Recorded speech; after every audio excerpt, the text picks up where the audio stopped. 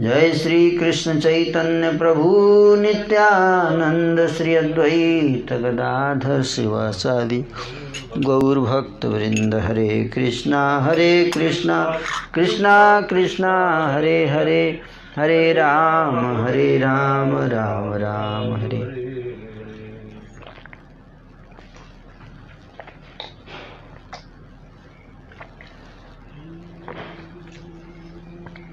Welcome, आइए बैठिए।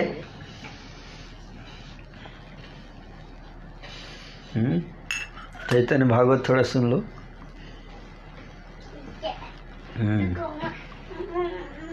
आपने कहा तो फिर मैं माइक में कह दूं कि माइक में कह दूं ठीक है। हरे कृष्णा बोलो एक बार महामंत्र। हरे कृष्णा ठीक है। हरे कृष्णा। कैमरे के सामने आके बोलो, इधर यहाँ। हाँ बोलो। हरे कृष्णा। बोलते करे तो भूली। हरे कृष्ण नहीं भूला नहीं है, बोलो। पहले बोलते करे बोलो।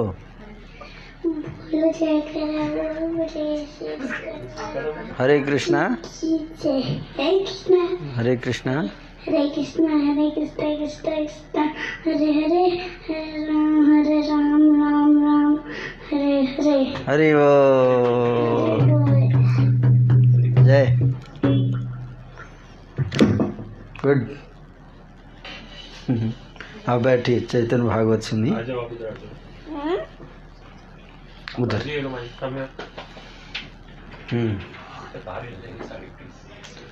बैठ जाइए। जय जय श्री चैतन्य जय नित्यानंद।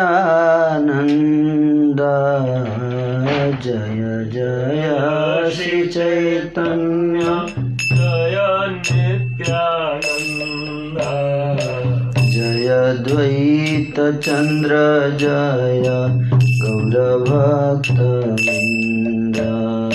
जय द्वैत चंद्र जय गौरभक्तवृंद। प्रेम जाले अंग भासे प्रभुर कहिते। प्रेम जाले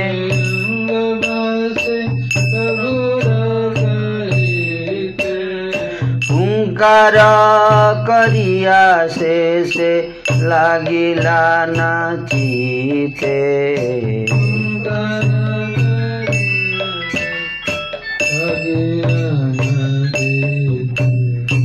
गाइते लगिला मुको दादी भक्तगण।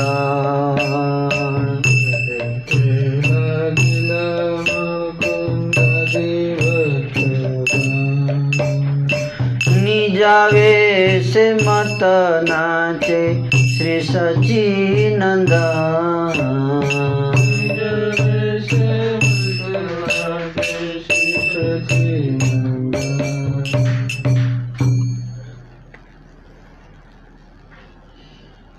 इतना कहते कहते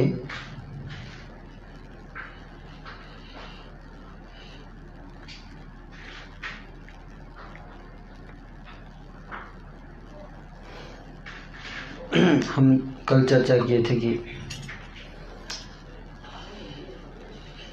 प्रभु द्वारा संन्यास ग्रहण के इस प्रसंग को सुनिए, जिस प्रसंग को सुनने से कर्म बंधन नष्ट हो जाते हैं।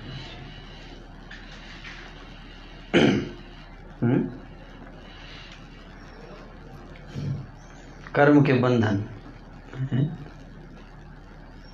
रस्सी, कई प्रकार की इनविजिबल रोप्स से बंधे हुए हैं हम लोग, है ना। इनविजिबल रोप्स, अदृश्य रस्सी।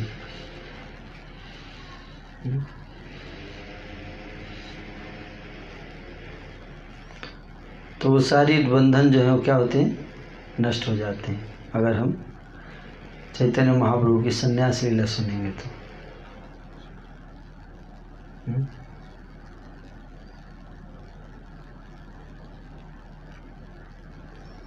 ये फल है इस लीला को श्रवण करने का, कर्म बंधन।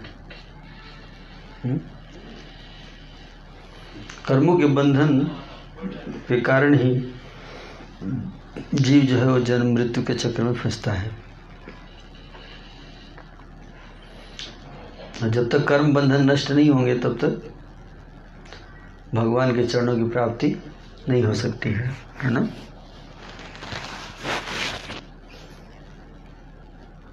तो इसलिए संन्यास लीला बहुत महत्वपूर्ण है सुनना।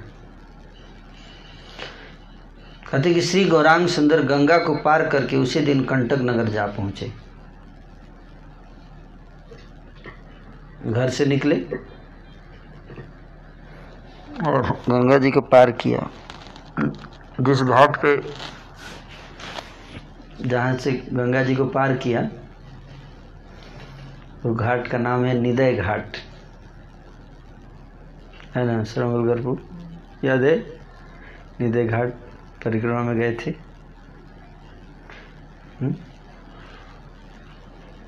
निदय घाट, निदय कि जब महाप्रभु जब गए उसी घाट पे उस दिन से उसका नाम पड़ गया निदय घाट। मतलब जिस घाट को दया नहीं आई, क्या दया नहीं आई उसको, किस पे दया नहीं आई? सची माता पे। मतलब सची माता बोली कि ये घाट जो है निदय घाट है, निर्दयी घाट है। उसने रास्ता दे दिया गौरांग को जाने का, उसको जाने नहीं देना चाहिए था। तो सची माता ने उस घाट का नाम रख दिया निर्दयी घाट।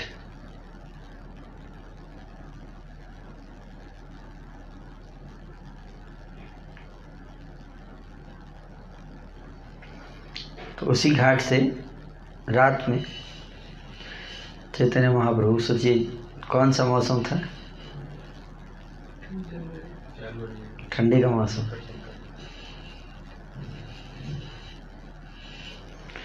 तेरह जनवरी की रात, मतलब ठंडी का मौसम ना। गंगा जी का जल कितना ठंडा होगा। उसी में पूरी नदी पार किए महाप्रभु तैरते हुए। रात में तो नाव था नहीं ना, तैर कर पार किए नदी।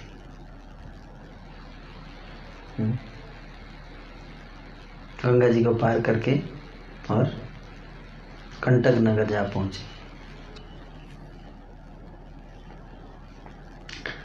कंटक नगर जिसको आज हम लोग कटवा के नाम से जानते हैं। कटवा, हावड़ा से ट्रेन जाती है डायरेक्ट कटवा की। और महाप्रभु अकेले निकले थे, लेकिन जो 5 लोग थे, 5 लोग जिनको बताया था महाप्रभु ने, तो सची माता को छोड़कर बाकी 4 लोग जो हैं वो पीछे पीछे वो भी पहुंच गए कटवा।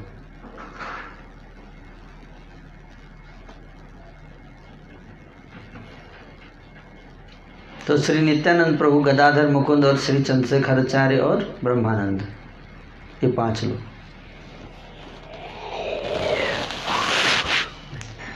पांच लोग, 4 लोग जिनको बोल रहा था बताने के लिए, प्लस नित्यानंद प्रभु, कुल 5 लोग हो गए। तो ये आदि प्रिय वर्ग को साथ लेकर गौर सिंह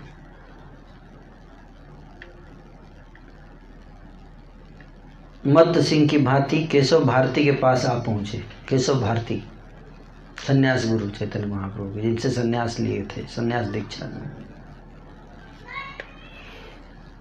गौरचंद्र की देह की अद्भुत ज्योति को देखकर पुण्यवान केशव भारती उठ खड़े हुए। प्रभु ने उन्हें दंडवत प्रणाम किया और हाथ जोड़कर स्वयं स्तुति करने लगे। प्रभु बोले, हे महाशय, हे महाकृपामय, हे पतित पावन, आप मेरे ऊपर अनुग्रह कीजिए। किसको बोल रहे हैं? केशव भारती को, चैतन्य महाप्रभु, है ना। आप मुझे प्राणनाथ श्री कृष्ण को दे सकते हैं। कृष्ण से तो मार कृष्ण दीते पार, তোমার শক্তি আছে। আমি তো কাঙ্গাল কৃষ্ণ কৃষ্ণ বলি, তাই তব পাছে পাছে।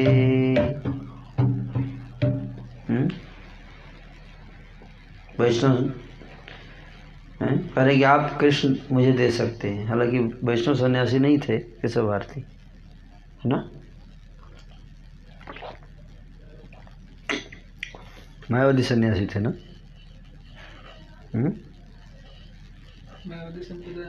मायावादी संप्रदाय।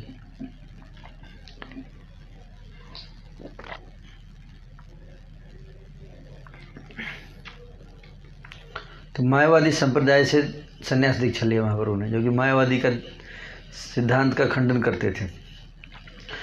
तो मायावादी से दीक्षा क्यों लिए? वैष्णव से भी ले सकते थे।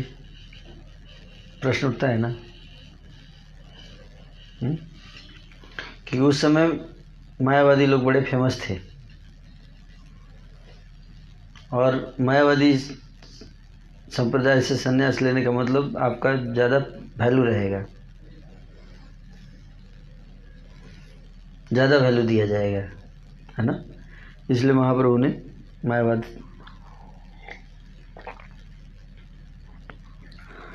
संप्रदाय में संन्यास लिया। शंकराचार्य की लाइन है।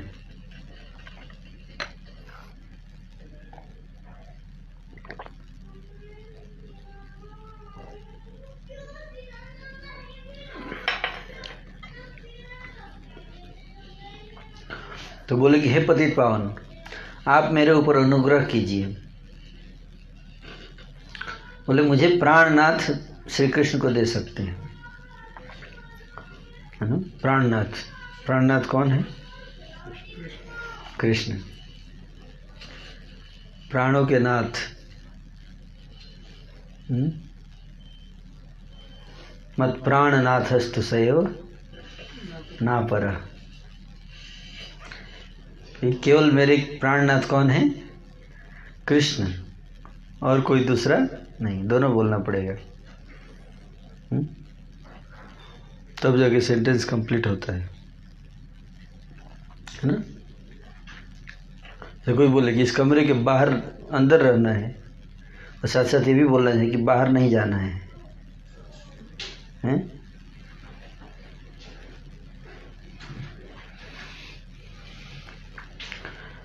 कृष्णचंद्र निरंतर आपके साथ रहते हैं, वे आपके हृदय में बैठे हुए हैं।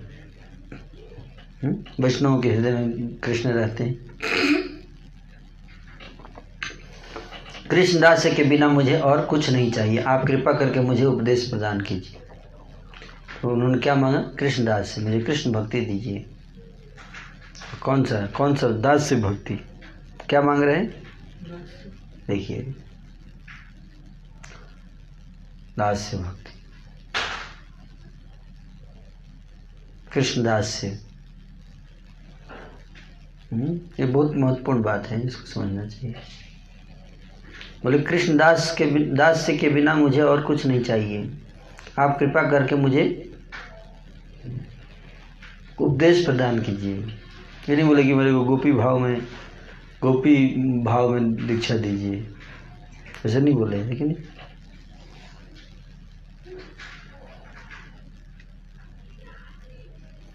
इतना कहते कहते प्रभु का श्री अंग प्रेम जल से भींग गया। जैसे कृष्णदास से बोले, कृष्ण का नाम लेते ही आंखों से अश्रु गिरते थे। तो आंखों से अश्रु गिरने लगे। अंत में प्रभु नाचने लगे, जोर जोर से हुंकार करते हुए। मुकुंद आदि भक्त वृंद कीर्तन करने लगे, और निज आवेश में मत श्री शशिनंदन नृत्य करते रहे। तो कीर्तन कौन कर रहा है? मुकुंद जी। महाप्रभु नाच रहे हैं। यह सुनकर अर्बुद अद्भुत लोग उसी क्षण न जाने कहाँ से वहाँ चले आए। कितने लोग?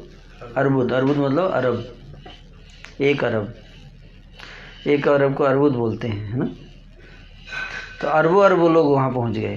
तो कि पूरी भारत की आबादी आज कितना है? 1.3 अरब। वहाँ पे 1 अरब लोग केवल कटवा में पहुँच गए। कैसे?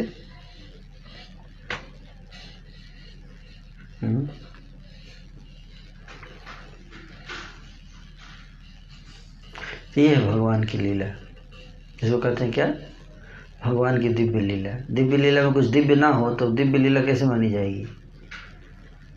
फिर साधारण लीला और दिव्य लीला में क्या अंतर है? समझे बात को? इसलिए दिव्य है। आजकल कोई भगवान को बोलिए कि कटवा में आइए और 1 अरब लोगों को इकट्ठा कर दीजिए आप, अगर भगवान है तो कोई भगवान कर सकते हैं ऐसा? इसलिए महाप्रभु को भगवान बोलते हैं। 1 अरब लोग एक जगह इकट्ठा कर दिए।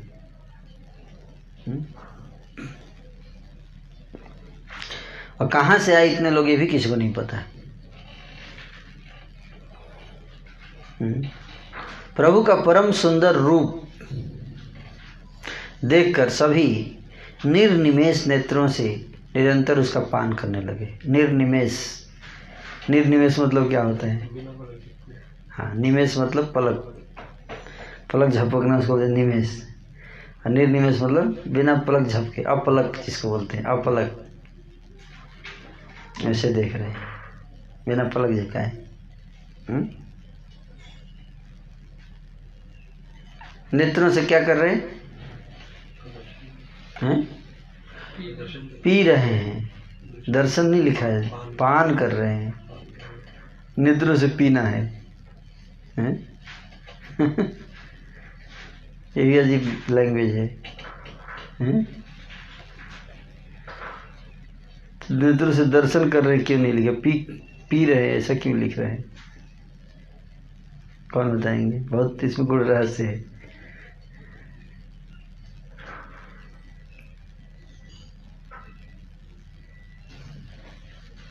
पीने का एक उसमें जो तृप्ति होती है, जो सेटिस्फेक्शन होता है, वो डिग्री, वो इंटेंसिटी, वो काफ़ी ज़्यादा होती है। जो सेटिस्फेक्शन रस मिलता है। करेक्ट।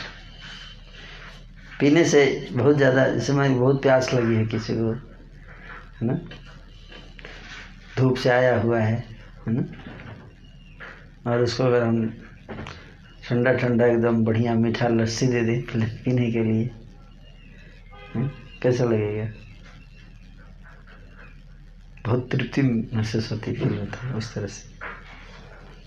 पीते समय बहुत एक जीवा पे जब जाता है रस, तो एक अजीब अद्भुत आनंद की, संतुष्टि की अनुभव होता है ना पीने का। इसलिए पान कर रहे हैं, नेत्रों से निरंतर पान कर रहे हैं, करने लगे लोग। क्या पान कर रहे हैं? भगवान के सुंदर रूप को पीना। प्रभु के नयनों से अद्भुत अकथ्य धारा प्रवाहित होने लगी। धारा मतलब अश्रु। भगवान चैतन्य महाप्रभु जब रोते थे तो अश्रु कैसे गिरते थे बताइए? हम लोग रोते तो कैसे गिरते? ऐसे गिरते, ऐसे, है ना। भगवान रोते थे ऐसे, पिचकारी की तरह, ऐसे, है ना। तो चैतन्य महाप्रभु जब रोते थे तो अश्रु ऐसे गिरते थे पिचकारी की तरफ। फ्रंट में जो खुला रहेगा वो गिर जाएगा।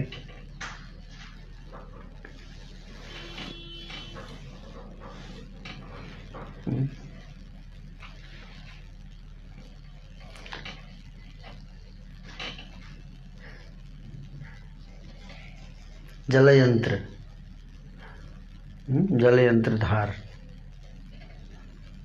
चलने में तो पिचकारी, इस पिचकारी से धारा निकलती है ग्रेविटी को डिफाई करते हुए, वैसे। इसलिए दिव्य है। क्या? दिव्य, दिव्य रोना इसको बोलते हैं। ये केवल भगवान ही कर सकते हैं। ऐसा ऐसा रोना कौन करता है? भगवान। भगवान करते हैं। भगवान या राधा रानी रोती है ऐसे, है ना। बाकी लोगों के बस में इतना ऐसा रोना नहीं है। हम लोग रो सकते हैं, भक्त भी रोते हैं, लेकिन भगवान जब रोते हैं तो अद्भुत अद्भुत रोते हैं। भक्त भी रोते हैं। भक्त रोएंगे तो ऐसे गिरेगा, थोड़ा सा एंगल का गिरता है, इससे शरीर भीगता है। कई बार हमें सुना भक्त जब एक दूसरे को आलिंगन करते हैं, आवाज से गिरते हैं, है ना, तो एक दूसरे का शरीर भीग जाता है आंसू से। ऐसा हमने सुन रखा है ना।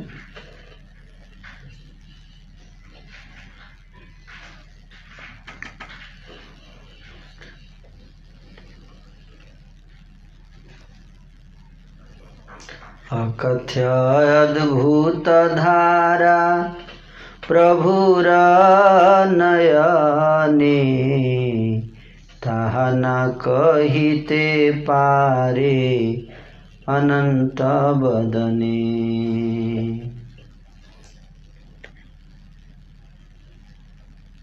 स्वयं अनंत देव भी उसका वर्णन करने में सक्षम नहीं है कि कैसे रो रहे थे महाप्रभु। उसका वर्णन अनंत शेष भी नहीं कर सकते। चक्कर देकर नृत्य करते समय नाचते हुए कैसे नाचते थे? चक्कर मतलब जानते हैं, एक एक्सिस के अराउंड सिर से पैर की लाइन खींच लीजिए तो स्थिर हो के वहीं पे ऐसे नाचते थे हम लोग ऐसे। तो चक्कर देकर नृत्य करते समय उनके नेत्रों से जो जल निकला उसी से सभी लोगों ने स्नान हो गया। तो आंखों से अश्रु ऐसे गिर रहे थे, ऐसे नाच रहे हैं, तो जो चारों तरफ लोग खड़े थे भक्त लोग, उनका क्या हो गया? स्नान हो गया। प्रभु के प्रेम जल से सभी लोग भीग गए, स्त्री पुरुष बालक और वृद्ध। कौन कौन? हरे कृष्ण। स्त्री पुरुष बालक और वृद्ध सब लोग क्या करने? हरे कृष्ण हरि हरि। सब लोग क्या कर रहे थे? हरि हरि बोलिए सब लोग। हरि हरि हरि हरि। अगम बोलो हरि हरि हरी हरी। हाँ, हरे कृष्ण।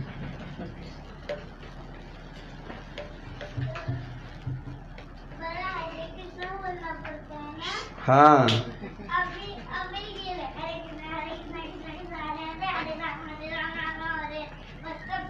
Perfect perfect. अब बोलो हरि हरि हरि हरि हरि हरि।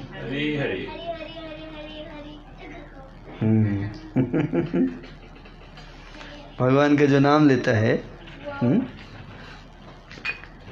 कहते कि एक बार भी अगर कोई भगवान का नाम ले लिया,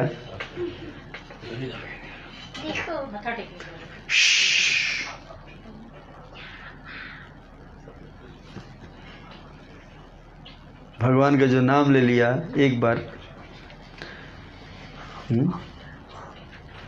एक बार भगवान का नाम लेने से कितना लाभ है, कितना लाभ है उसका गिनती नहीं किया जा सकता, ऐसे शास्त्र बताते हैं, है ना। जैसे कि शास्त्रों में उदाहरण दिया गया है कि जैसे पेड़ पे पक्षी बैठे हुए हैं, क्या पक्षी बैठे हुए हैं और अचानक शेर आकर दहाड़ता है या कोई आवाज़ होता है या फायरिंग होती है, तो कैसे पक्षी उड़ते हैं? अचानक एक साथ सारे पक्षी उड़ जाते हैं ना। कितना टाइम लगता है उड़ने में?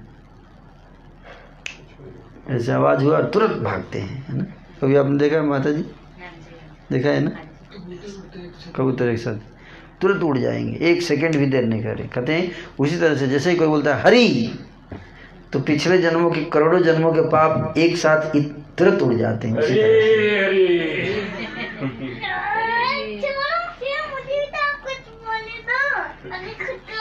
हरी हरी बोलो, हरी हरी, हरी हरी। हाँ, ये शास्त्र का निर्णय, मैं नहीं बोल रहा हूँ, ये शास्त्रों में ऐसा लिखा है ना। हम तुलना नहीं कर सकते, कल्पना नहीं कर सकते, है ना। जैसे हमने आप सबको हरी हरी बोलवा दिया, है ना? अब इसका कितना लाभ होगा ये आपको बाद में समझ में आएगा। कब समझ में आएगा? जब आएगा तब आ जाएगा,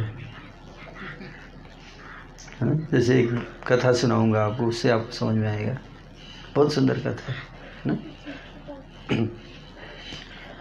एक राजा थे, है ना, पूरी पृथ्वी के राजा, है ना।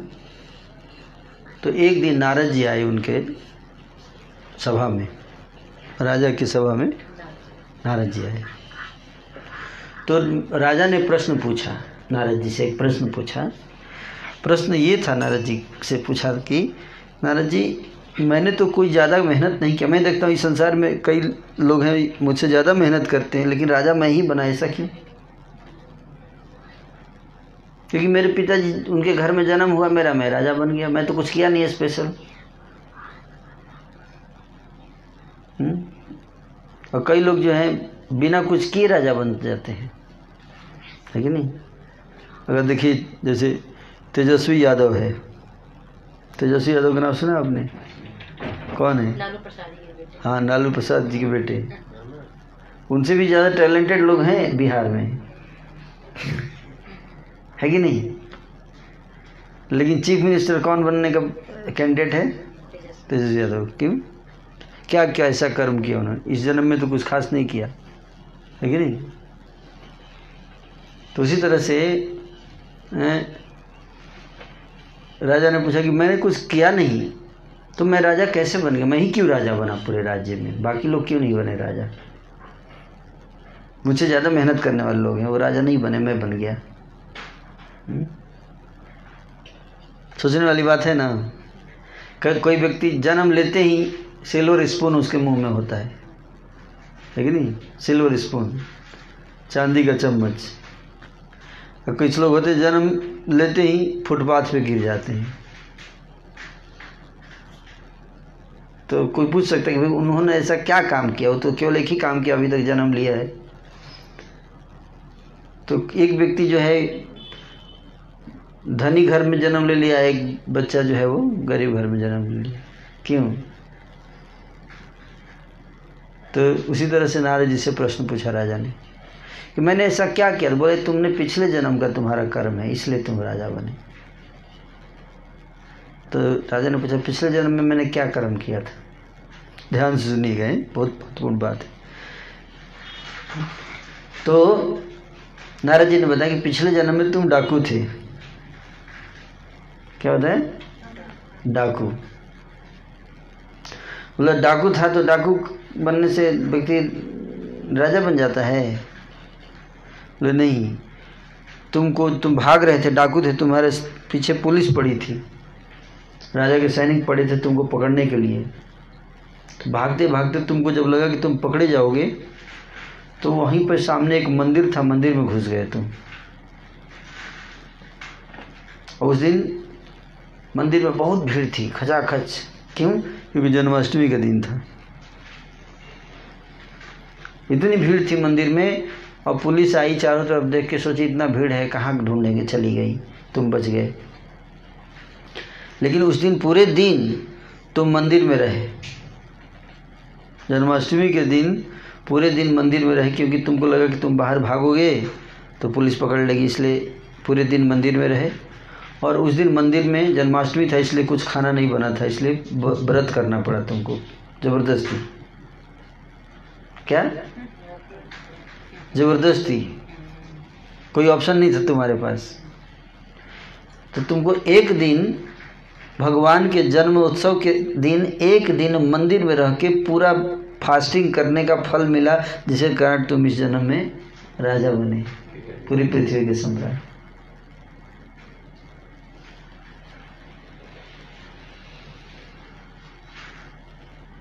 तो आप बोलोगे वो तो डाकू था, तो मजबूरी में गया था, फिर भी मिल गया। यस, कोई बोल सकता है अरे मैं तो ऐसे ही हरी हरी बोल दिया था प्रभु जी को दिखाने के लिए, जैसे भी बोला था आपने, है ना, चाहे गलती से, चाहे सही से, चाहे जानबूझ के, चाहे बिना अनजाने में, जैसे भी, अगर जहर खा लेंगे तो असर करेगा कि नहीं करेगा? कभी गलती से जहर खा लिया, मरेगा कि नहीं मरेगा? अनजाने में जहर खा लिया, मरेगा कि नहीं मरेगा? मरेगा, है कि नहीं? ये नहीं कि जहर बोलेगा नहीं नहीं तुमने अनजाने में खाया है इसलिए मैं नहीं प्रभाव डालूंगा। बिल्कुल कंसंट्रेशन से जो खाएगा उसी पे जहर का असर होगा, नहीं। उसी तरह से भगवान का नाम है, भगवान का नाम चाहे कोई कंसंट्रेशन से ले चाहे बेमन से ले, जैसे भी ले, अनजाने में उसका असर रहता है, नहीं प्रभाव। और ये कब पता चलेगा? जब आपको ज़रूरत पड़ेगा, जब अकाउंट क्लियरिंग होगा, एक दिन आएगा ना टाइम जब अकाउंट क्लियर किया जाएगा, हिसाब किताब, है ना माता जी? आपको पता है कब हिसाब किताब क्लियर होगा? नहीं पता है ना? एक दिन आता है जी हिसाब किताब होता है पूरे लाइफ का, है ना? तो उस दिन जब हिसाब किताब होगा तो उसमें एक दिखे, अरे एक दिन तो इस माता जी ने हरी बोला था, एक दिन इस दिन अरे ये हरी है इसमें, ना? बस खत्म, हाँ एक हरी है, ओके ओके ठीक है, भाई है, इनको राजा बना दो।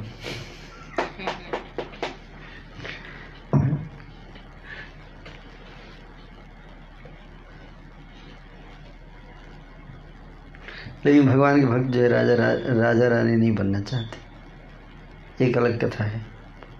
अब जानते सबरी का नाम सुना आपने? सबरी, तो सबरी के भगवान श्री रामचंद्र जी की भक्त थी, है ना? तो सबरी की पिछले जन्म की कथा पता है आप लोगों को? पिछले जन्म में कौन थी सबरी?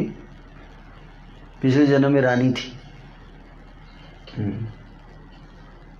पिछले जन्म में सबरी रानी थी। तो राजा और रानी दोनों प्रयागराज गए थे गंगा में स्नान करने। तो वहाँ पे संत लोग कीर्तन कर रहे थे, संत लोग बैठकर कीर्तन कर रहे थे। तो रानी का इच्छा हुआ कि मैं भी संतों के बीच में ऐसे, है ना, सोफा वोफा तो था नहीं, संत लोग तो ऐसे ही नीचे बैठ के मिट्टी में नीचे बैठ जाते हैं कहीं भी, है कि नहीं? सोफा वोफा थोड़े रहता है, यहाँ तो चलो बढ़िया व्यवस्था है थोड़ा, लेकिन अगर तीर्थ में जाएंगे तो संत ऐसे ही नीचे बैठे रहते हैं कि नहीं, धूल में। तो ऐसे बैठे हुए थे और कीर्तन कर रहे थे। तो रानी की इच्छा हुई कि मैं बड़ा आनंद आ रहा है, काश मैं भी इसमें बैठ के कीर्तन करती। तो रानी ने राजा से कहा कि सुनिए, मैं ना थोड़ा संतों के साथ बैठ के कीर्तन करना चाहती हूँ। तो राजा ने कहा नाक कटवाओगी क्या? क्या बोले? नाक कटवाओगी? रानी होकर तुम इन संतों के बीच में बैठोगे, भी जमीन पर बैठोगी? रानी को डांट दिया राजा ने। नहीं बैठ नहीं पाई, उसकी इच्छा बनी रह गई। नहाने गई, स्नान करने गई तो बड़ा दुख हुआ उसको, रो रही थी कि भगवान के कीर्तन में नहीं बैठ पाई, मेरा जीवन का क्या फ़ायदा, इससे रानी बनने का क्या फ़ायदा, जहाँ भगवान की भक्ति न कर पाऊँ तो बेहतर है कि गरीब बन जाऊँ, क्योंकि भगवान की भक्ति करने को मिलेगी। तो उसी में डूब गई जल में, बोली इस रानी शरीर को त्याग दूंगी मैं, है ना? बोली इस रानी शरीर में मैं नहीं रहना चाहती जहाँ भगवान की भक्ति नहीं करने को मिलता है। तो डूब गई और भगवान से प्रार्थना करते हुए डूबी, हे प्रभु अगले जन्म में रानी मत बनाना मेरे को, ऐसे बोली, रानी मत बनाना है, मुझे कोई बहुत गरीब और ऐसा बना देना जिसमें कि कोई अहंकार इस तरह का ना रहे, और रानी और मैं भक्ति में आपके रहूं। तो वही सबरी जो है वो वही जो रानी जो थी वो अगले जन्म में कोल भीलों की पुत्री के रूप में जंगल में, जो कोल भील होते हैं ना आदिवासी, वहाँ जन्म हुआ उनका, जंगल में। तो बचपन से ही उनके अंदर भक्ति भाव था। हालांकि गरीब थी लेकिन बचपन से क्या था, भक्ति भाव था। तो वहाँ पे भी संत लोग जंगल में रहते, तो मतंग ऋषि का आश्रम था। तो मतंग ऋषि के आश्रम को देखते ही उसके मन में इच्छा आ गया फिर से कि संतों के साथ बैठकर क्या करूं, कीर्तन करूं। तो गए बैठने, तो संतों ने भगा दिया, माता जी जाइए उधर, संतों के बीच में औरत नहीं, उधर बैठिए। नहीं, उसको अलाउ नहीं किया, है ना। उसकी इच्छा थी कि जाके रहूं, संतों के बीच में रहूं, भजन करूं, भक्ति करूं, है ना। तो उसको भगा दिया आश्रम से। तो रात में जाकर, जब रात 12 बज जाता था, सारे संत सो जाते थे, तो झाड़ू लेकर जाती थी और उनके आश्रम में झाड़ू लगाती थी। तो एक दिन रात में झाड़ू लगा रही थी, तो कोई संत उठ गया, तो उसने पकड़ लिया, उसका हाथ पकड़ के गुरु जी के पास ले गया। बोला देखिए महाराज, मतंग ऋषि से बोला ये मानती नहीं है, बहुत ढीठ है ये, इसको कई बार मना कर चुके हैं, आश्रम मत घुसा करो, यहाँ संतों का निवास है, औरत की एंट्री अलाउड नहीं है यहाँ। तो मानती नहीं है। मतंग ऋषि ने पूछा कि बेटी क्या बात है, तुमको पता होना चाहिए। उसने कहा कि मुझे भक्ति करने का अवसर दीजिए, हे गुरुदेव, मुझे स्वीकार कीजिए अपने चरणों में। तो मतंग ऋषि ने उसको स्वीकार कर लिया। बोला ठीक है, तुम्हारे लिए भी एक आश्रम रहेगा, है ना। वैसे तो आश्रम अलाउड नहीं है रहना, लेकिन मतंग ऋषि ने स्पेशल प्रोविज़न किया है उसके लिए, सबरी के लिए, जिसके अंदर इतनी लालसा है ना। तो आश्रम में रहने लगी। जब तक मतंग ऋषि थे तब तक तो उसको कोई दिक्कत नहीं हुआ, कोई कुछ बोलता नहीं था, है ना। लेकिन मतंग ऋषि के जाने का टाइम आ गया तो सबरी रोने लगी, है ना। बोली कि आप चले जाएंगे तो ये लोग मेरे को यहाँ से भगा देंगे, मैं क्या करूँगी। तो मतंग ऋषि ने कहा तुम चिंता मत करो, मैं जा रहा हूँ, तुमको भगवान के भरोसे छोड़ के जा रहा हूँ। किसके भरोसे? भगवान के भरोसे छोड़ के जा रहा हूँ। और तुम्हारे प्रेम से भगवान प्रसन्न होंगे और एक दिन तुम्हारे पास आएंगे भगवान स्वयं चलकर, ऐसे बोले। तो सबरी जो है वो गुरु जी के वचन को पूरा एकदम हृदय में बांध के रोज सोचती थी कि आज ही भगवान आ जाएंगे। गुरु जी बोल के गए तो डेली प्रिपेयर करके रखती थी कि आज भगवान आएंगे। इस तरह से सबरी ने भगवान का इंतज़ार किया, है ना। पद्म पुराण के अनुसार 10,000 वर्ष तक इंतज़ार किया, है ना। कितना? 10,000 वर्ष तक डेली का काम था उसका। डेली रास्ते पे फूल बिछाती थी, डेली सुंदर फल चुन कर लाती थी, है ना। आंगन को पूरा लिप पोत कर बढ़िया से एकदम सजा कर रखती थी, जैसे कि आज ही आ जाएंगे भगवान, लाइक दैट। तो ये नेक्स्ट स्टेज है। फर्स्ट स्टेज क्या है कि रानी बन सकते हैं भगवान का नाम लेकर, है ना। सेकेंड स्टेज क्या है? राजा रानी से के ऊपर भी है क्या? भक्त बनना, है ना। तो भगवान के नाम में इतना शक्ति है। तो चैतन्य महाप्रभु जो हैं वो अब संन्यास ले रहे हैं। आज संन्यास लीला चल रही है माता जी। क्या? संन्यास लीला चल रही है ना। किसकी संन्यास? चैतन्य महाप्रभु, भगवान का अवतार। भगवान जब भी अवतार लेते हैं तो क्या करते हैं? संन्यास लेते हैं। हाँ, कल हमने काफ़ी चर्चा किया इसमें। जैसे भगवान कृष्ण ने संन्यास लिया, मतलब घर छोड़ के गए ना, छोड़े कि नहीं? बताइए माता जी, किरण माता जी बताएंगी। हैं? गए थे ना। किसको छोड़ के गए थे?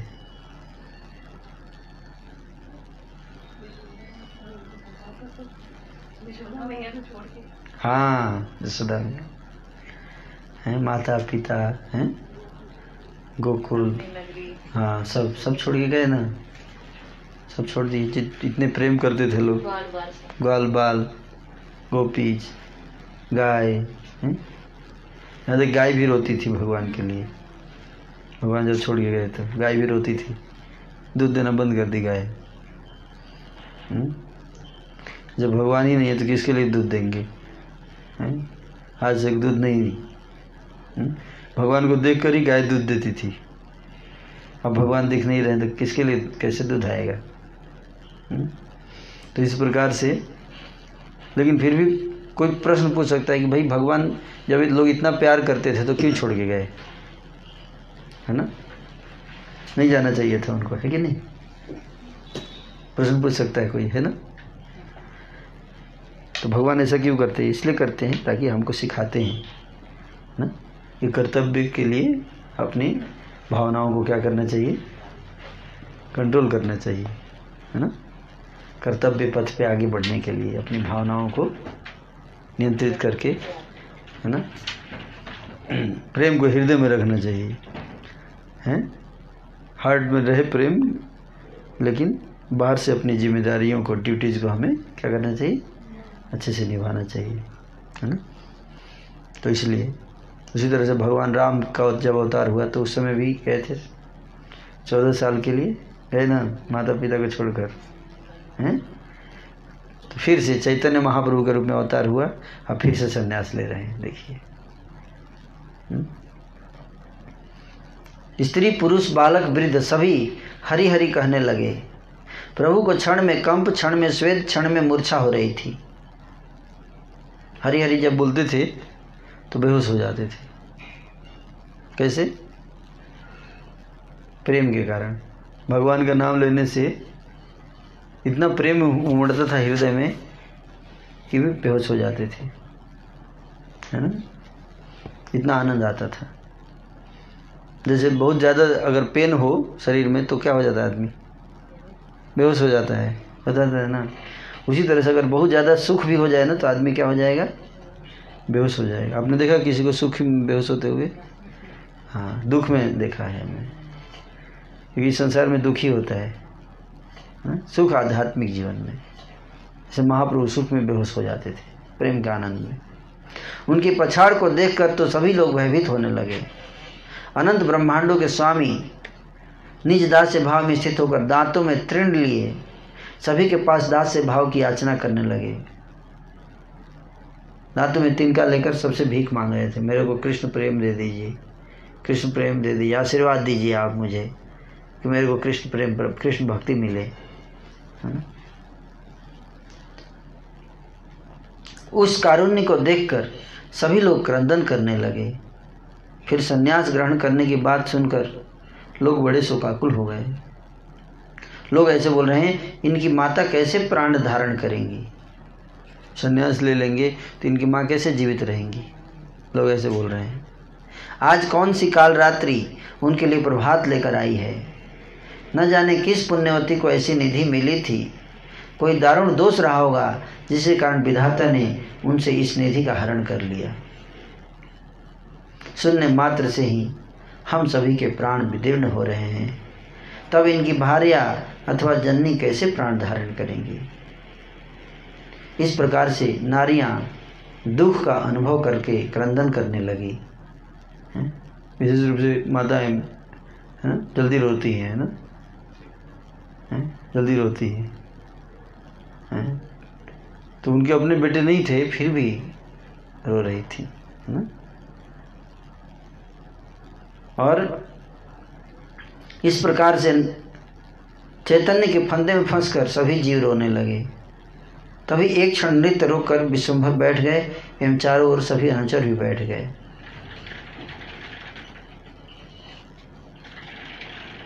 प्रभु बोले तो नाच रहे थे, अचानक बैठ गए भगवान। जब भगवान बैठे तो उनके जितने संगी थे सब वो भी नीचे बैठ गए। अब महाप्रभु कुछ बोलेंगे, क्या बोल रहे हैं सुनिए। मेरे सामने माया का प्रकाश मत कीजिएगा, ऐसी दीक्षा दीजिए ताकि मैं कृष्ण का दास बन सकूं।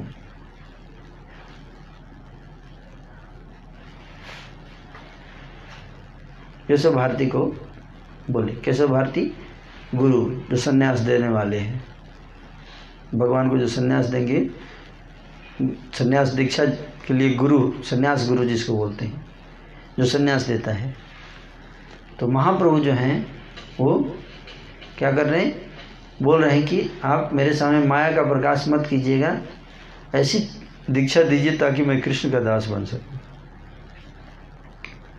मतलब केशव भारती को बोले कि आप माया का प्रकाश मत कीजिए, मतलब आप यहाँ पे ड्रामा मत कीजिएगा कि भगवान हूँ मैं, आपको मैं कैसे दीक्षा दूंगा, आप भगवान हैं, है ना, नहीं ऐसे बोले, है ना। भगवान बाद में, अभी लीला चल रही है, लीला में जैसे मैं बोलता हूँ ऐसे करो, ऐसा बोले, है ना। इस प्रकार से सभी के साथ मिलकर कृष्ण कथा के आनंद में ठाकुर ने उस रात को बिताया। तो फिर उस दिन रात, पूरा दिन और पूरी रात हो गई। अगले दिन प्रातः उठकर सभी भुवनों के पति गौर सुंदर ने चंद्रशेखर को आज्ञा दी। चंद्रशेखर आचार्य, चंद्रशेखर आजाद नहीं, आचार्य। विधि योगी जितने भी कर्म हैं उनका संपादन तुम करो, मैंने तुम्हें ही अपना प्रतिनिधि बनाया है। तो चंद्रशेखर आचार्य एक्सपर्ट थे इस सब में, पूजा पाठ, हाँ इसलिए लेकर आए थे, है ना। आचार्य चंद्रशेखर, विधि होती है ना पूजा की, कैसे कब जो है होम कराना है, कब मंत्र पढ़ना है, कौन, ये सब संन्यास से तो सब लेके आए थे। प्रभु की आज्ञा से आचार्य चंद्रशेखर विधि योगी सभी कार्यों को करने लगे।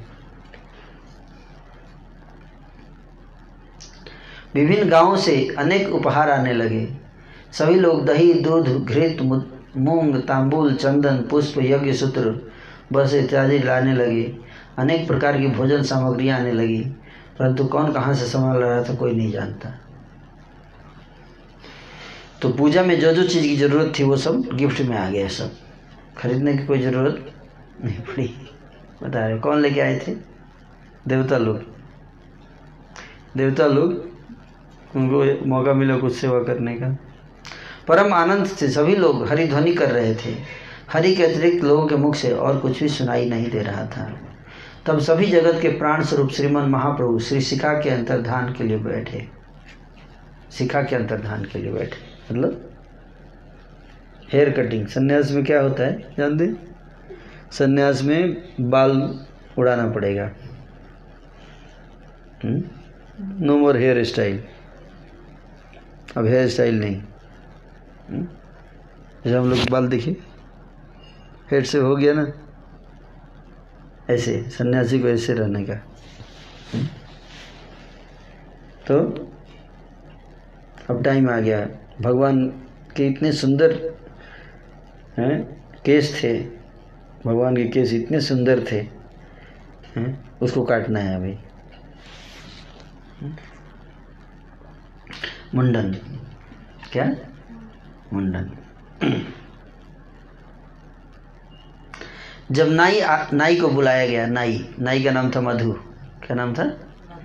मधु नाम का नाई था, है ना। जब नाई आकर प्रभु के सामने बैठा तब चारों ओर से क्रंदन की ध्वनि उठने लगी। लोग रोने लगे क्योंकि इतने सुंदर सुनहरे केस थे भगवान के, उसको काटा जाएगा। बर्दाश्त नहीं हो रहा था भक्तों से। उन घुंघराले केसों में उस्तरा लगाते समय नाई भी रुक गया और सिर को हाथ लगाए बिना वह रोने लगा। जो नाई था वो भी रोने लगा कि मतलब कैसे काटूं इस बाल को, इतना सुंदर भगवान का केस इतना सुंदर है, कैसे काटूं। नित्यानंद आदि सभी भक्तवृंद भूमि पर गिरकर रोने लगे। भक्तों की बात तो दूर, व्यवहारिक लोग भी दुखित होकर रोने लगे। कोई कहता, कौन से विधाता ने सन्यास का सृजन किया है? बोले सन्यास होना नहीं चाहिए, ये गलत काम किया गया। सन्यास आश्रम वो ख़त्म कर देना चाहिए, है ना। सभी हैं इतना बोलते ही ये कौन बोल रहा था? नारियां बोल रही थी। स्त्रियां ये सब इस तरह से भाव ना दिखा। इतना बोलती नारियां लंबी लंबी सांसें छोड़ने लगी। सभी देवतागण अगोचर में क्रंदन करने लगे, देवता भी रो रहे थे। अनंत ब्रह्मांड में क्रंदन व्याप्त हो गया। गौरचंद्र ने ऐसे कारुण्य रस का विस्तार किया कि शुष्क काष्ठ पाषाण आदि का अभ्यंतर भी द्रवीभूत हो गया। मतलब लकड़ी और पत्थर भी पिघल गए, है ना। उस समय का जो दृश्य था, पत्थर भी पिघल गया, है ना। जीव उद्धार के कारण ये सब लीलाएं हैं, इसकी साक्षी देखो, ये सब लोग रो रहे हैं। प्रेम रस के कारण परम चंचल गौरचंद्र स्थिर नहीं हो पा रहे थे। भगवान में बहुत प्रेम, कृष्ण प्रेम प्रकट हो रहा था। उनमें भाव, अश्रु और कम का उदय निरंतर हो रहा था। बोलो बोलो बोलो बोलो कहते हुए प्रभु विश्वम्भर उठ खड़े हुए, मुकुंद गाने लगे और प्रभु निरंतर नृत्य करने लगे। बैठने पर भी प्रभु स्थिर नहीं हो पा रहे थे। प्रेम रस के कारण उनके श्रीअंग में महाकंप हो रहा था और आंखों से अश्रु धाराएं निकल रही थी। बोलो बोलो बोलो बोलो कहकर प्रभु हुंकार करने लगे। ऐसे में नाई छौर कर्म करने में समर्थ नहीं हो पा रहा था। जब हिल रहे हैं तो कैसे बाल कैसे कटेगा, है ना। तो बार बार बोल रहे थे। प्रेम रस में सारा दिन बीत गया। सुबह से लेकर शाम हो गया बाल काटने में, बाल कट ही नहीं रहा था। सायंकाल के समय जैसे तैसे छौर कर्म समाप्त हुआ। फिर सर्वलोक, छौर कर्म मतलब बाल काटने का काम, सर्वलोकनाथ प्रभु गंगा स्नान करके उस स्थान पर आकर बैठ गए जो सन्यास के लिए निश्चित था। वेद में कहा गया है, गौरचंद्र सर्व शिक्षा गुरु हैं। वे प्रभु केशव भारती के निकट छल पूर्वक कहने लगे। बोले, केशव भारती से बोले, कान में बोले, क्या बोले कि सपने में किसी महाजन ने मेरे कान में सन्यास का मंत्र प्रदान किया है। बोले कि कल रात मैंने एक सपना देखा, उसमें एक महान महात्मा जी आए थे। उन्होंने मेरे को बोला कि तुम्हारा सन्यास मंत्र ये होगा, आप विचारपूर्वक देखिए कि क्या वो ठीक है या नहीं। और वो मंत्र किसने सुनाया? महाप्रभु ने। किसको सुनाया? केशव भारती को सुनाया। तो मतलब कौन गुरु हो गया, कौन शिष्य? भगवान गुरु हो गए, केशव भारती शिष्य, है ना। तो इसको कहते हैं छल। भगवान क्या किए? छल किए, है ना। इतना कहकर प्रभु ने उनके कान में मंत्र कह दिया। इस प्रकार कृपा करके प्रभु ने उन्हें छल पूर्वक अपना शिष्य बना लिया। तो केशव भारती शिष्य बन गए किसके? महाप्रभु के, है ना। यह सब देखकर भारती बड़े विस्मित हुए। भारती कहने लगे, यही महामंत्रवर है, कृष्ण कृपा से तुम्हें सब कुछ पता है। बोले हाँ हाँ सही बोल रहा है, यही मंत्र है, यही मंत्र। फिर प्रभु की आज्ञा से महामती केशव भारती ने वही मंत्र प्रभु को सुना दिया। जो मंत्र इन्होंने उनको सुनाया वही मंत्र उन्होंने सुना दिया। चारों ओर सुमंगलकारी हरिनाम ध्वनि होने लगी। इस प्रकार से वैकुंठ के चूड़ामणि श्री गौर हरि ने संन्यास ग्रहण कर लिया। प्रभु ने जब मनोहर अरुण वसन धारण किए, अरुण वसन मतलब ये रंग का कपड़ा। पहले तो नॉर्मल ड्रेस था, लेकिन अब कौन सा ड्रेस हो गया? सेफ्रॉन, सेफ्रॉन ड्रेस पहन ली। सन्यास के बाद कौन सा ड्रेस पहनते हैं? Saffron, saffron dress. कई लोग बोलते हैं क्या ये सब पाखंड है, अलग रंग के कपड़ा पहनने से क्या होता है? जरूरी है ना, है? जैसे पुलिस की अलग वर्दी होती है ना। क्या जरूरत है? वर्दी से क्या लेना देना है पुलिस का? वर्दी से गोली एक्यूरेट लगता है क्या वर्दी पहनने से? नहीं ऐसा। पर फिर भी वर्दी क्यों रखा जाता है? स्कूल बच्चों का स्कूल ड्रेस क्यों रखा जाता है ना? उसका अपना एक इम्पोर्टेंस है ना, ताकि दूर से भी लोग पहचान सके ये पुलिस वाला है, सर हेल्प कीजिए, है ना। उसी तरह से सन्यासी जा रहा होता है, दूर से लोग देख के समझ आते हैं ये सन्यासी हैं, महात्मा जी हैं, है ना। इनसे हमें आध्यात्मिक चर्चा करनी चाहिए, है ना, इनका आशीर्वाद लेना चाहिए, इनसे दुर्व्यवहार नहीं करना चाहिए, है ना। तो ये ड्रेस हेल्प करता है कि नहीं। उसी तरह से वैदिक संस्कृति में माताओं को क्या है? सिंदूर लगाती हैं, है ना। क्यों? ताकि दूर से देखने से पता चल जाए हाँ ये माता जी विवाहित हैं, है ना। इनको कुदृष्टि नहीं डालने का, गलत दृष्टि नहीं देखने का, है इस तरह से। तो ये सब क्या है? कोड, ड्रेस कोड्स हैं, ड्रेस कोड्स, जिससे कि बिना बोले सामने वाले व्यक्ति को सूचना मिल जाती है ये बहुत इम्पोर्टेंट चीज़ें हैं, है ना। कुछ लक्षण रहना चाहिए ना, है, नहीं तो व्यक्ति मिसअंडरस्टैंड कर जाएगा, है ना, लाइक दैट। तो उसी तरह से यहाँ पे महाप्रभु, इसलिए सन्यासी के लिए अलग ड्रेस होता है ना, और लाल कपड़ा होता है जो कि त्याग का पहचान है ना। जैसे तिरंगा झंडा है भारत का, उसमें सबसे ऊपर कौन सा रंग है? केसरिया रंग, सेफ्रॉन, है ना, त्याग, है ना। त्याग को सबसे ऊपर रखा गया है। क्यों? त्याग के बिना शांति नहीं आ सकती, समृद्धि नहीं आ सकती। बिना त्याग के शांति कैसे आएगी? आप देखो, आज हम आराम से शांति से बैठे हुए रुद्रपुर में, क्योंकि हमारे सैनिक त्याग किए हुए हैं, बॉर्डर पर खड़े हैं, है कि नहीं।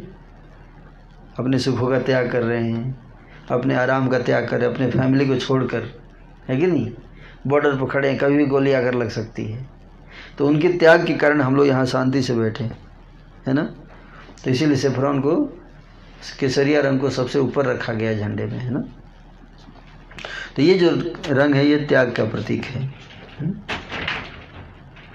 तो महाप्रभु जो हैं वो, अब प्रभु ने जब मनोहर अरुण वसन धारण किए, तब वे करोड़ों कामदेवों की भांति सुंदर हो गए।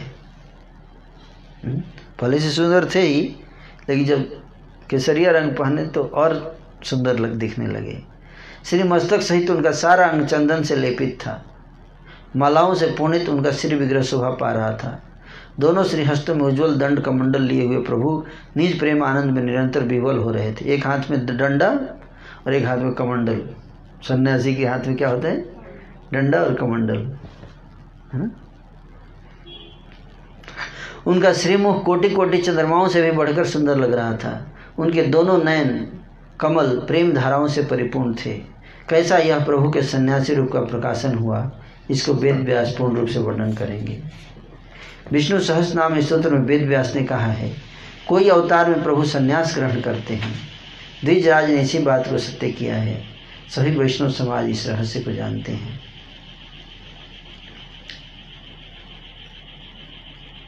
अब महामती केशव भारती प्रभु के सन्यास के योग्य नामकरण के लिए मन ही मन चिंतन करने लगे। 14 भुवनों में मैंने ऐसा वैष्णव कभी नहीं देखा है, अतः इनका ऐसा नाम रखना चाहिए जो कहीं भी सुनाई न दिया हो, है ना।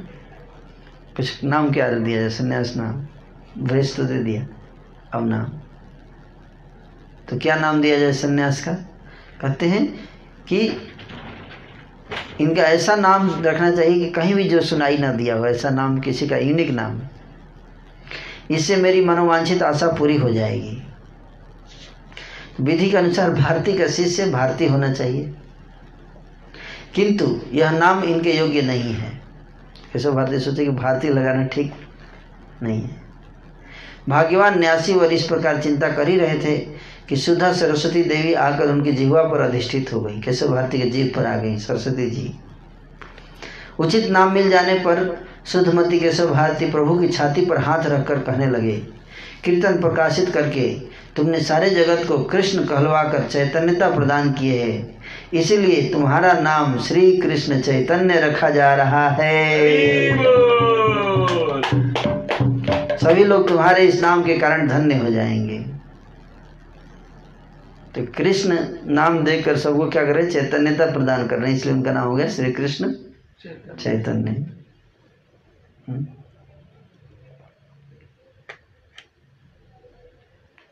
सन्यासी श्रेष्ठ केशव भारती ने जब ऐसा कहा, तब जय ध्वनि और पुष्पों की वर्षा होने लगी। चारों ओर महाहरि ध्वनि का कोलाहल करते हुए सभी वैष्णवजन आनंद में बहने लगे। सभी भक्तों ने भारती को प्रणाम किया। प्रभु भी अपना उचित नाम मिल जाने से संतुष्ट हुए। श्री कृष्ण चैतन्य नाम का प्रकाशन हुआ। सभी भक्तों ने दंडवत पढ़कर प्रभु को प्रणाम किया। इस प्रकार से संन्यास ग्रहण करके अपने धन्य श्री कृष्ण चैतन्य नाम को प्रकाशित किया। श्री चैतन्य अपनी सभी लीलाएं सर्वदा करते रहते हैं। जिस पर वे कृपा करते हैं उसे उन लीलाओं का दर्शन कराते हैं। उसी स्थान पर और भी कितने ही लीला रसों का प्रकाशन हुआ। नित्यानंद स्वरूप उन सब तत्वों को जानते हैं। उनकी आज्ञा से, उनकी कृपा के अनुसार मैंने इस पुस्तक में कुछ सूत्र रूप से लिखा है।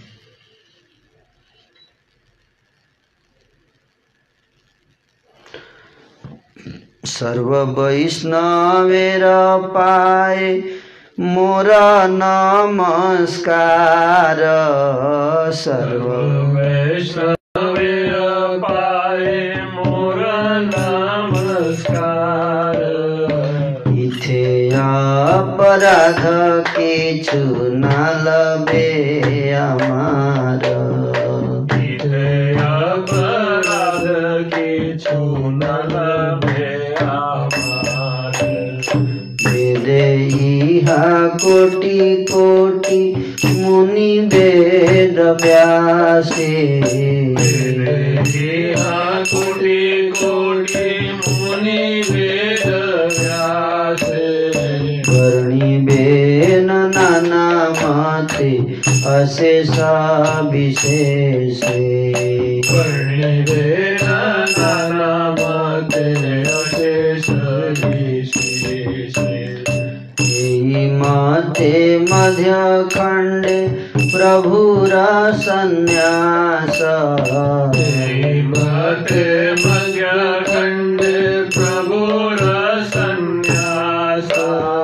जे कथा सुनिले हाय चैतन्येर दास, जे कथा सुनिले हाय चैतन्येर दास। मध्य खंडे ईश्वरेर संन्यास ग्रहण, मध्य खंडे ईश्वरेर संन्यास ग्रहण। इहार श्रवणे मिले कृष्ण प्रेम धन, इहार श्रवणे मिले कृष्ण प्रेम धन। श्री कृष्ण चैतन्य नित्यानंद दुई प्रभु, कृष्ण चैतन्य नित्यानंद दुई प्रभु। एई वांछा इहा जेन न पासरी कभु, हे वांछा इहा जेन पासरी कभु। जेन दीन हईबे की चैतन्य नित्यानंद, हेन दीन हईबे की चैतन्य नित्यानंद।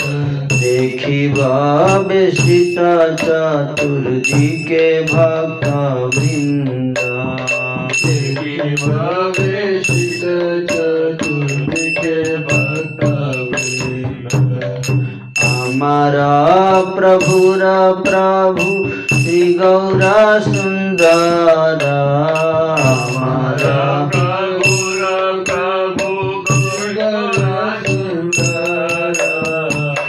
बड़ा भरोसा चित्ते धरि निरंतर, बड़ा भरोसा चित्ते धरि निरंतर।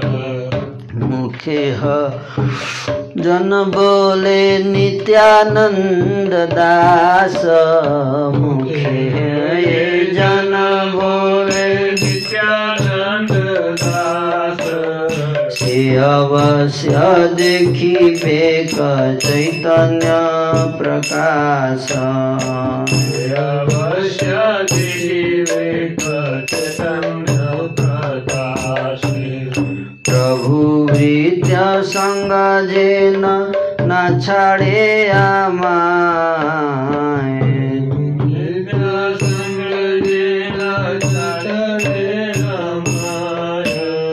जगतेर प्रेम दाता हेन नित्यानंद, जगतेर प्रेम दाता हेन नित्यानंद।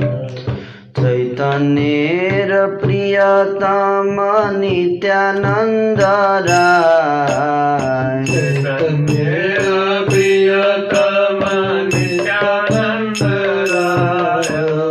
प्रभु भृत्य संग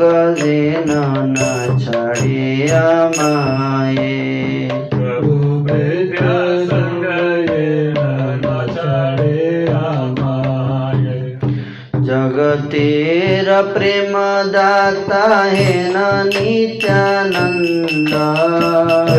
तेरा प्रेम दाता है नित्यानंद। अनहैया जिन भजो प्रभु गौरचंद।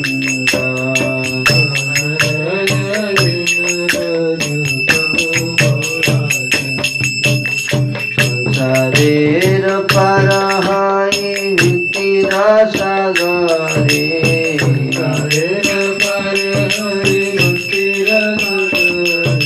जे डूबीव से भजु प्रणिताई चंदेरे।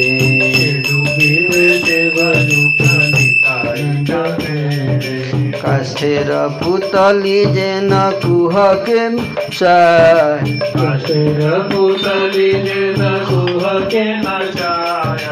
एई मत गौरचंद्र मोर जे बोलाए।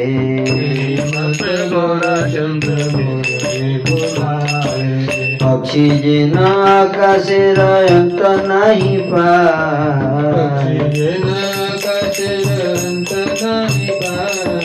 यत शक्ति थाके तत दूरी उड़ी जाए।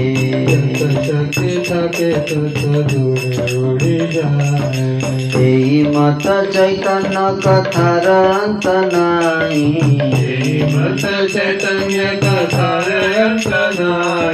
जार यत दूर शक्ति सबे तत गाई।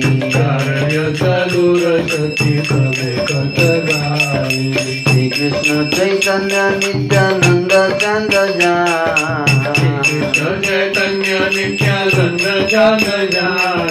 वृंदावन दास तछुपद जुगे गाना।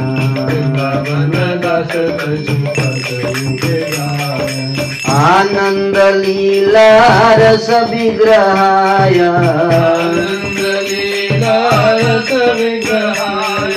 हेम भगिव्य छवि सुंदराय।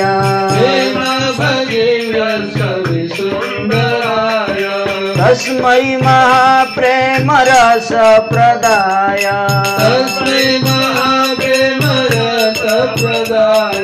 चैतन्य चंद्राय नमो नमस्ते। चैतन्य चंद्राय नमो नमस्ते।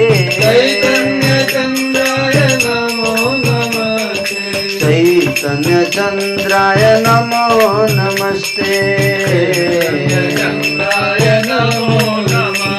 हरि बोल हरि बोल हरि बोल हरि बोल।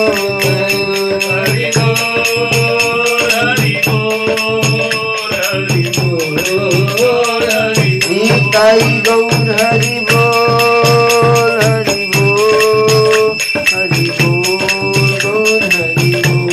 हरि बोल हरि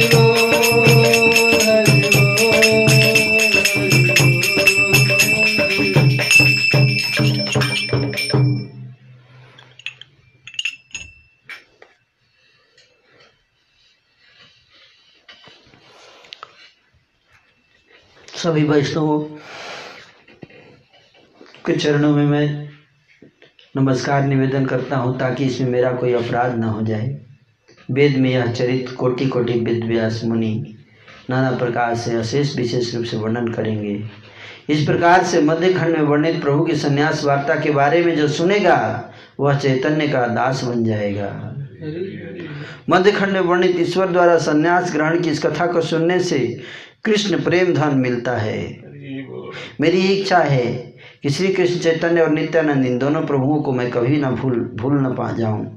क्या ऐसा दिन कभी आएगा जब मैं चारों ओर से भक्त वृंदों द्वारा घिरे हुए चैतन्य और नित्यानंद के दर्शन कर सकूंगा। श्री गौर सुंदर मेरे प्रभु के प्रभु है। इसी बड़े भारी भरोसे को मैं निरंतर अपने हृदय में धारण किए रखता हूँ। मुख से भी जो कहता है मैं नित्यानंद का दास हूँ, बोलिए मैं नित्यानंद का दास हूँ। बोलिए मैं नित्यानंद का दास हूँ।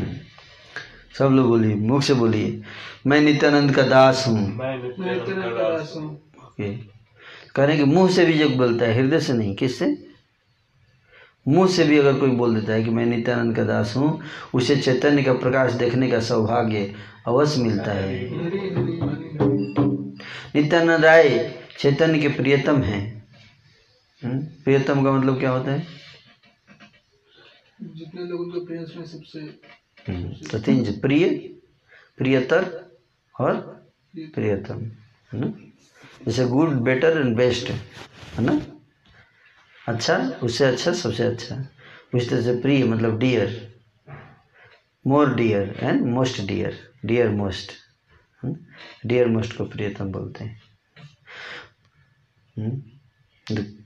कई लोग मिसअंडरस्टैंड कर जाते हैं।